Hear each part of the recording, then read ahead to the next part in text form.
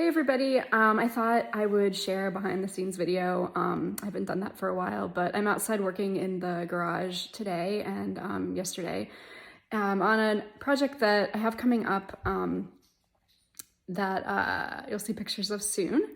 But there's some additional prep needed that I think that maybe people aren't aware of what goes on behind the scenes with this. So this particular client is going to be using one of my floating arches.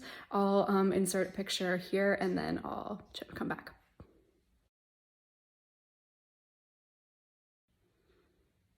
So when you guys inquire on my website, and if I follow up asking you if your ceremony is inside or outside, there's a reason why I asked this. So this particular event is going to be outside.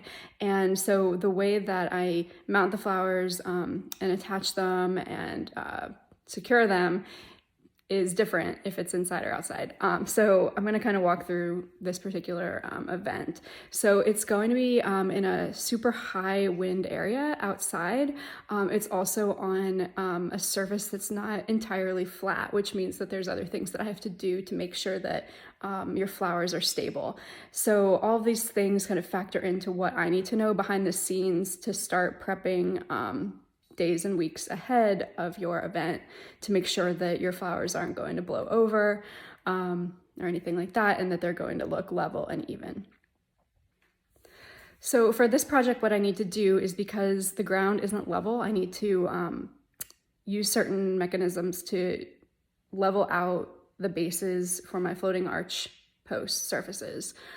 So I've been working on that. That's not what I want to focus on today though, but the other thing that I need to do is, because of the wind, I need to stake everything into the ground really well.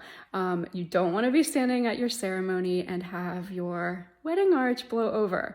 That's like a worst nightmare kind of a thing for me. So obviously taking a lot of steps to prevent that ever happening for you. So what I'm doing right now is I took apart my floating arch stands and they're behind me, so I'm gonna just flip the camera the other way and show you guys. So these are the bases, and what I've done, this is the top, here's the underneath. What I've done is I've removed the post that comes up from here, which is what I attach the flowers to, and I drilled holes in each corner.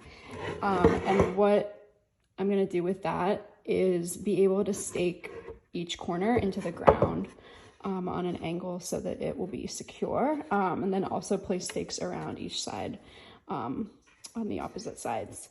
Then the additional thing that I'm going to be doing for the wind is, instead of having one post come up in the center, which is what I typically do for indoor weddings, I'm going to be adding an additional post so that I have two to hold the flowers on. That way they're secured from each direction, from the left and the right, going the full way up and down, and so that they won't blow or spin around the post. So that's what I'm working on. Today I did the holes for the anchors yesterday, and then in addition to that, I'm working on the bags that I'll need to level everything so that when it's sitting on a hill, you won't see it like leaning one direction or another. So I'm gonna throw this video up on my YouTube. I think just something to think about, that whenever you do ask for a quote, why I'm asking certain questions. The other thing, this is about floating arches, but when we're talking about like a rectangular frame arch or a metal arch, you're talking about a different thing as well. So the way that the flowers are mounted changes. I'm going to do that differently depending on what type of frame you want for your backdrop, whether it's wood and a wide frame, or whether that's a skinny metal frame, whether it's a round circle arch versus rectangular. All those things kind of play into your quote and to what I need to do. All right, hope it was useful.